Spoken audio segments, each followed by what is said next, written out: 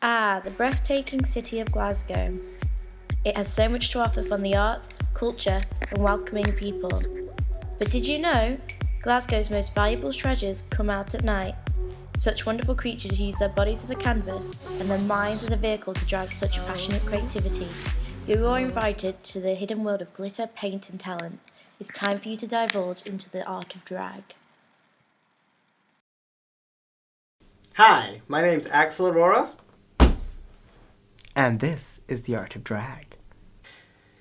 Drag to me is like taking what society views as feminine attributes like long hair, makeup, dresses, heels, and using those attributes to create a character in which you're able to express yourself.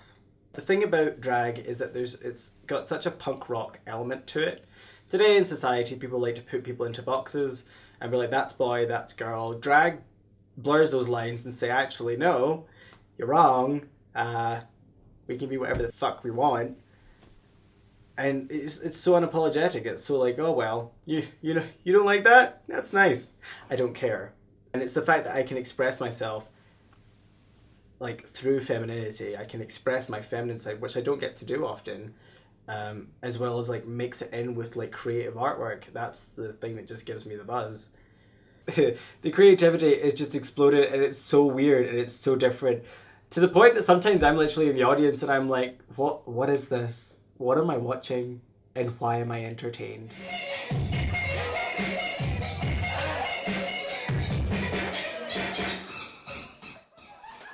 It's no longer a sequins gown and big hair.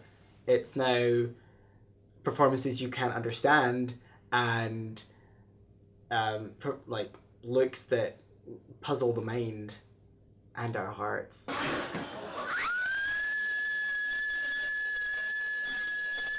Hello, my name is Lacey Rain. I'm Glasgow's best, well, most desperate drag queen.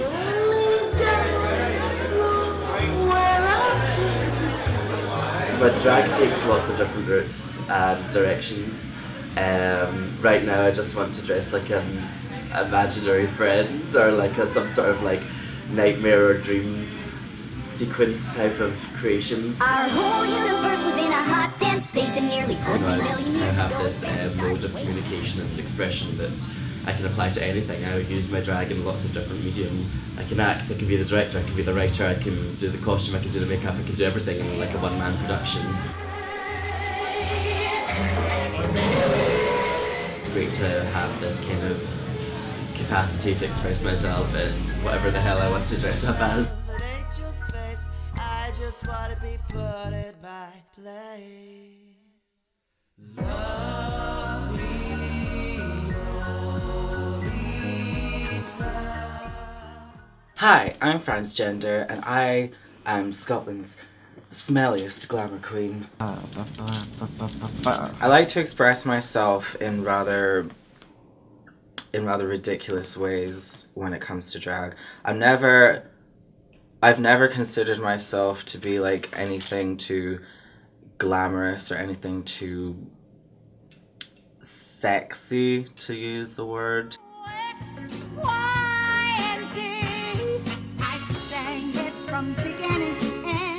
I think if I were to describe drag to someone who didn't know what drag was, I would just tell them like, drag's whatever you want it to be. Like for me personally, it's big black skirts and just being a trash bag of happiness. Like just do what you, just be who you want to be. Weak? Have you all got amnesia? They just cheated us. This isn't fair. He didn't get out of the cock-a-doodie car. Coming up with my concepts is really strange. Like it goes from like, I'm just gonna do this song, be sexy, maybe pull a malwam out of my crotch, and then it goes to like full on like Misery style craziness where I'm like breaking someone's legs on stage. It's a process.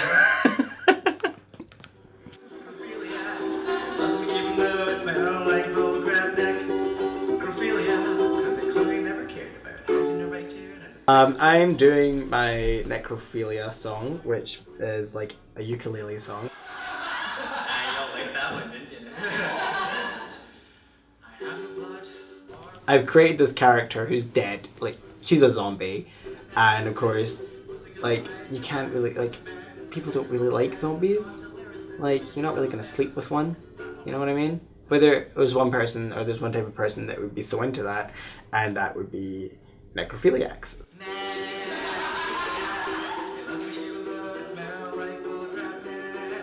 When I was younger, when I first came out, I had a lot of internalized homophobia. And it wasn't until I started drag that I really thought, actually, you know, that's the wrong way of thinking. It's really helped me be okay as a person, as a gay guy, because it really throws you to the opposite end of the spectrum. If you're like in that tiny box where it's like men have to be masculine and can't like do feminine things, and then you start drag, it literally explodes your mind. You're just kind of like, oh, right. So this is different. Like, okay. Flip yourself in your head.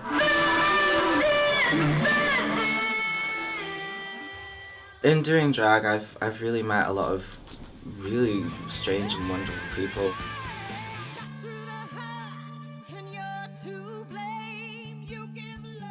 When you see each other, go up on stage, do what you do it well, you cannot help but respect each other.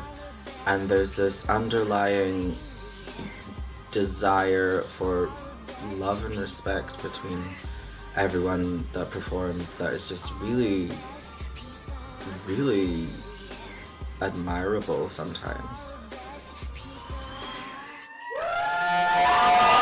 The community as a whole is actually quite accepting and lovable. So you create this whole like different family in your scene, and I think that's probably the most sentimental thing about drag.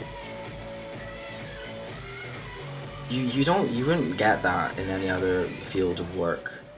You would never see like two bankers going, yes, work. No one would ever do that. They're all assholes, but like they're all lovable assholes that like have helped me through stuff. Like there's nothing wrong with these people. It's just the way they choose to express themselves, and that's absolutely fine. There's a really strange and wonderful community about drag, and it's a wonderful thing to be a part of. Doing drag, it's literally like people praise you for it, and they should do, because you're you, and you shouldn't change or try to be something that society's forcing you to be. Just if you're feminine, if you're butch, if you're whatever, like you should literally just go out and be that person. If somebody has a problem with it, tell them to suck a dick.